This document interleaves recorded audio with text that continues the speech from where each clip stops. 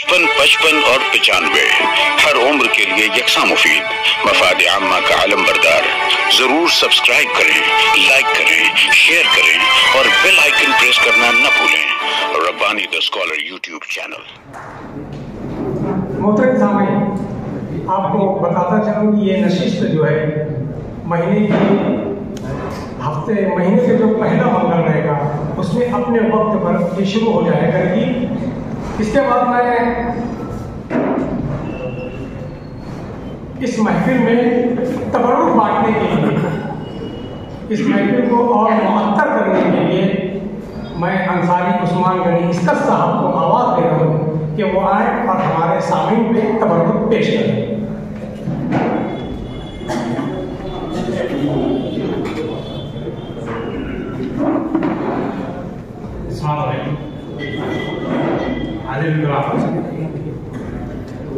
तवज्जुह से आप किसी गलत फहमी में मत होइए कि बच्चों के लिए पता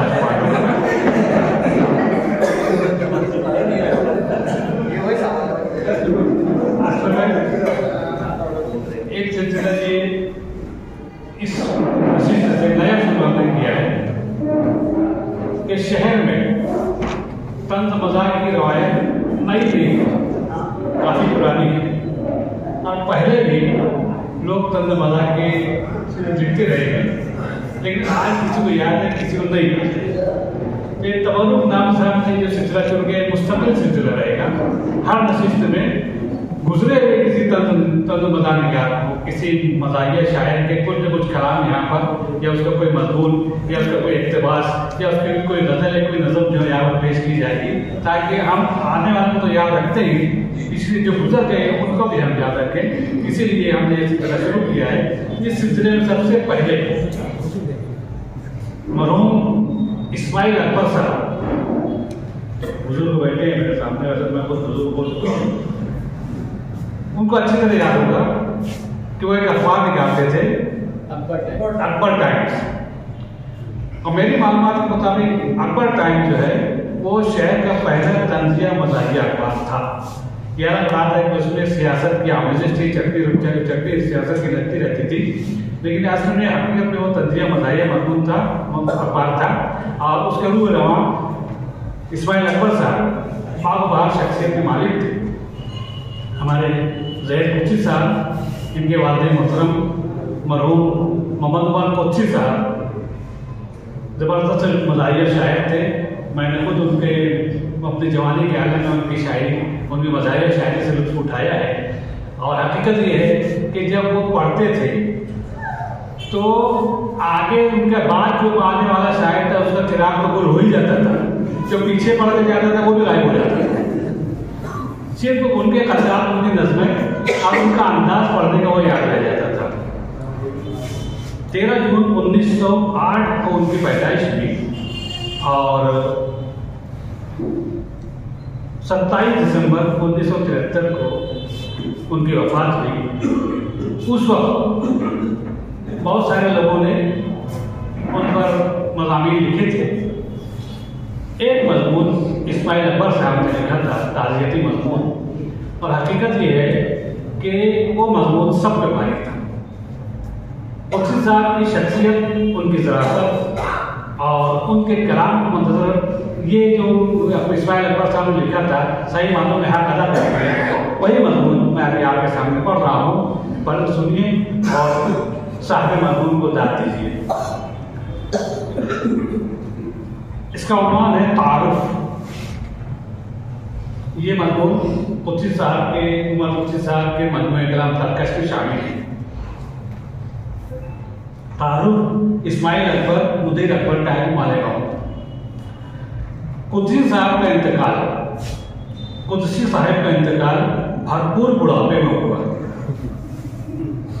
वो एक अजीम इंसान थे, ऐसे अजीम कि उनकी मिसाल दूर दूर तक नहीं मिलती। उनका शुमार ऐसे मरहूमिन में होता है जिनकी जुदाई पर अहले कलम ये लिखना सुन्नत समझते हैं कि मरहूम की मौत बड़ी बेवक्त हुई और उनकी मौत से अदब को बड़ा नुकसान पहुंचा। लेकिन ईमान की बात यह है कि कुच्ची साहब कि कुर्सी साहब की मौत वक्त की पाबंदी की एक बेमिसाल मिसाल है। आपने ठीक उसी वक्त इंतकाल किया, आपने ठीक उसी वक्त इंतकाल किया जिस वक्त अल्लाह को मंजूर था।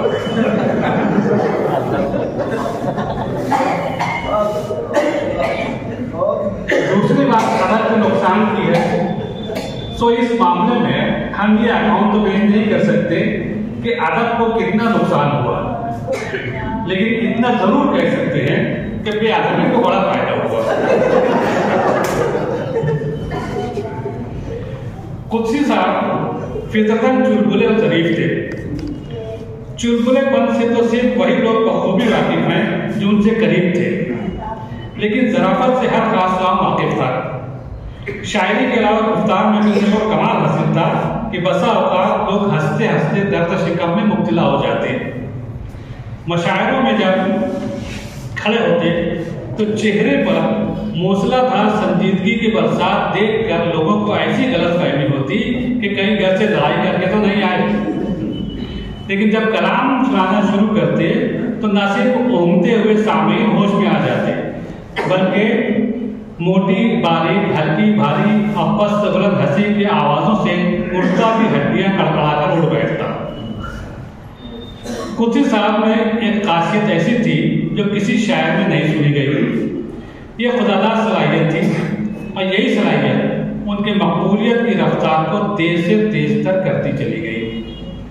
शायरों का ईमान इस बात पर है कि शायर की शायरी बुढ़ापे में जवान होती है, लेकिन कुछ साल जो लोग वाकिफ हैं वो खूब जानते हैं कि मौसूफ की शायरी अगर बुढ़ापे में जवान थी तो जवानी में भी बूढ़ी या नाबालिग नहीं थी। एक और खास बात कुछ साहब की अजीब थी, वो ये कि आपने जब शायरी शुरू की तो ऐसे उस्ताद की शागिर्दी में जा फंसे जो इंतहाई संजीदा और वली सिफत इंसान थे। उनको नाच से बड़ी मोहब्बत थी, हंसी मजाक की महफिलों से इतना अलग रहते जैसे आतिश नमरूद से खुदा का खलील। कुर्सी साहब की शायरी चूंकि इब्तिदाई से हंसी मजाक से लबरेज थी, इसलिए उस्ताद मोहतरम हजरत अकबर वारसी मरहूम इब्तिदा से ही यही पंद नसीहत करते रहे कि कुर्सी साहब अपना कलाम भेजते रहे और उस्ताद इस्तिला करते रहे। लेकिन हर नई इस्तिला के साथ एक लेकर जरूर होता कि बेटा अपना रंग बदल दो, नाक लिखो नाक। एक बार उस्ताद मालेमो तशरीफ लाए। कुर्सी साहब उस्ताद से मिलने गए। उन्होंने कहा कि जिस मशायरे में शिरकत करने के लिए मैं आया हूँ, मैं ये चाहता हूँ उसमें तुम एक नात लिख कर लाओ। ये कुर्सी साहब के उस्ताद मुझसे कह रहे हैं। जमीन की नात के लिए बहुत मुनासिब है। मिसरा है, टूर वाले तेरी तनवीर लिए बैठे हैं। मिसरा है, टूर वाले तेरी तनवीर लिए बैठे हैं। कुर्सी साहब वापस आए, अब पूरी तवज्जो से गजल लिखी। दूसरे रोज उस्ताद के बाद इतला के लिए गए। उस्ताद ने खुशी खुशी चाटना शुरू कर दिया।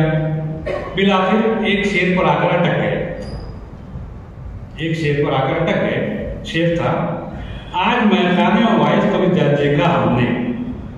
आज मैखाने में वाइस को भी देखा हमने, एक कोने में छुपे झील लिए बैठे हैं। टूर वाले तस्वीर लिए बैठे हैं।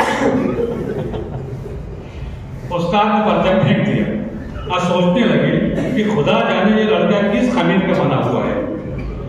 खुर्शी साहब वहां से चले गए, लेकिन उनके मिजाज में कोई फर्क नहीं पड़ा और न कलाम में।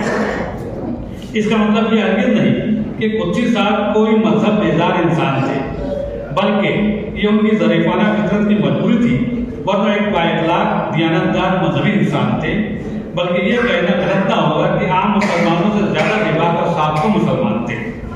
जैसा कि एक साल मुहर्रम के मौके पर एक ताज़ियादार ने घास का ताज़िया बनाया।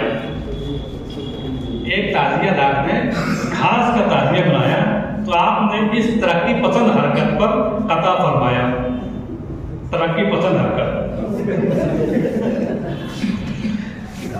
कता है, अल्लाह अल्लाह ये शिद्दत एहसास, अल्लाह अल्लाह ये शिद्दत एहसास है शरीयत का उनको कितना पास, घास का ताजिया बना डाला, इसको कहते हैं अक्ल खाए घास।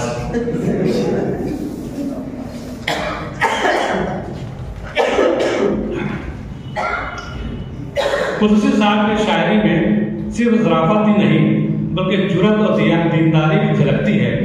आपका असली नाम मोहम्मद उमर था और मजहबी नुक्ते नज़र से आपने अपनी सारी जिंदगी इस नाम की पूरी लाज रखी। कुदसी साहब बुढ़ापे से पहले जवान थे। कुदसी साहब बुढ़ापे से पहले जवान थे और जवानी से पहले बच्चे। जब आप बच्चे थे तो पढ़ते थे, जवान हुए तो पढ़ाना शुरू कर दिया। ये के बाद इनके 1.5 दर्जन उस्तादों के शागिर्द बने और फिर 1,500-2 हज़ार बच्चों के उस्ताद बनकर दिखा दिया। मतलब ये कि बचपन से बुढ़ापे तक तालीम की लो और दो में ही रहे। अब इसके बाद ये किताब जिस वक्त आपके हाथों में है, सिर्फ एक शायर की तख्लीक ही नहीं बल्कि उसकी उलझनों और जिम्मेदार से घिरी हुई जिंदगी का एक नायाब सरमाया है। शुक्रिया। 95 हर उम्र के लिए यकसा मुफीद, मफाद आम्मा का आलम बरदार। जरूर सब्सक्राइब करें, लाइक करें, शेयर करें और बेल आइकन प्रेस करना न भूलें। Rabbani the scholar YouTube channel. Rabbani the scholar YouTube channel इल्मी, अदबी, दीनी, मिल्ली, समाजी, सकाफती, तहजीबी, फलाही, तिब्बी, फन्नी, माशी, तिजारती, माशरती, इंतजामी, इनकलाबी, तहरीकी, तहकीकी, तकनीकी, तफ्तीशी, तामीरी, तालीमी व मालूमाती यूट्यूब चैनल जरूर सब्सक्राइब करें, लाइक करें, शेयर करें और बेल आइकॉन प्रेस करें। Rabbani the scholar YouTube channel.